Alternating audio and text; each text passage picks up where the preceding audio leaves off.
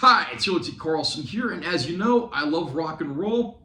When it comes to going to concerts, I absolutely love making and wearing battle jackets. A few years back on my channel, I made a video showing off some of my battle jackets and also making recommendations for how to make some of your own. That video ended up being something of an unexpected success. It's one of the most watched videos on my channel, so I thought I'd do something a little more in depth.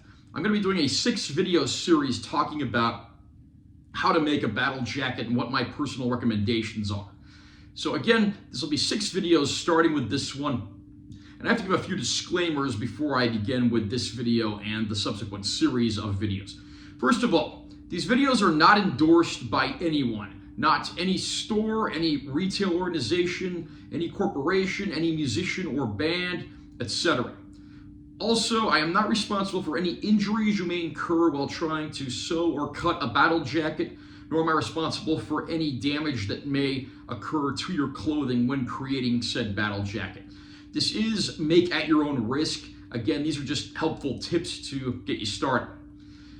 These are all my preferences, my opinions, and what worked for me. Just to give, once again, the disclaimer, this is what's worked for me. Your opinion may differ. You may have your own way of doing things. And if so, that's great. When it comes to making battle jackets, there really are no rules, and I encourage creativity. So, one of the questions you're probably asking too is, why should you make a battle jacket? Why should you do this instead of just wearing concert shirts to your concerts and music events? Well, for one thing, you can pay tribute to about 50 bands instead of one band. Likewise, this is the answer to that old argument of, do you wear the band's shirt to the concert? This way, you can pay tribute to the band you're going to see, plus a lot of their musical contemporaries as well, so it gives you a lot more diversity. Likewise, if you want individuality that's really going to make you stand out and make you the envy of fellow concert goers, a battle jacket is a great way to do that because you're certainly going to have shared interests and shared loved bands, and I don't really think there's any better way to make yourself known, make your tastes in music known, than to create and wear a battle jacket to concerts. Likewise, there are endless ways that you can customize your jacket, and you can have plenty of patches covering a pretty diverse mix of music, whether you choose to stick to a central theme or not. You can also do jackets for just about anything. It doesn't have to be music. You could do one for cinema. You could do one for a motorcycle club.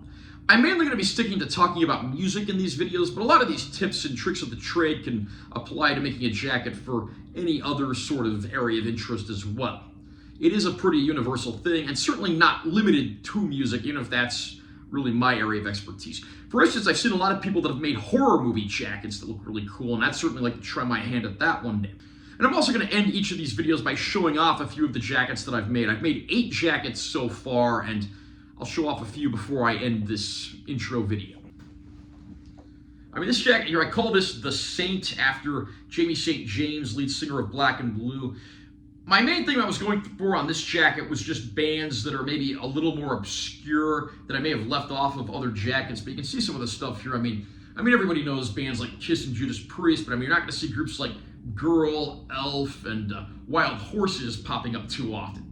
And then here's the back of this jacket, named after Jamie St. James, of course, because I have the huge black and blue patch here. And then you got a few of the other patches. You got the Kiss logo faces here. A few other groups, you got like the Angels, or Angel City as they're known in America, Coney Hatch, King's X. The list goes on, and it's a pretty nice and diverse assortment there.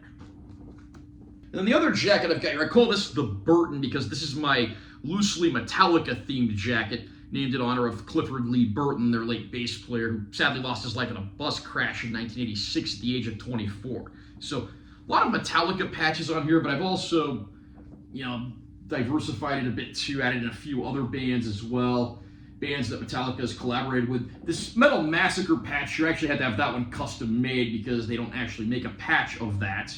And then, you got like the Rods, who, believe it or not, Metallica actually used to open for them. Then you got some other groups like, Angel Witch, Wasp, Manowar, Dream Theater. And I've also got little patches down at the bottom of some of their album covers. On the back, I did this thing where I went for a primarily red theme with the patches. Pretty much the only thing on here that's not red is the black and white Cliff Burton back patch, and then the 3 Metallica album covers, so I'm actually pretty pleased with the way this one turned out. And that about does it for the introductory video to creating a battle jacket. In video 2, we're going to get on with what supplies you need and what I recommend in that department. See you next time.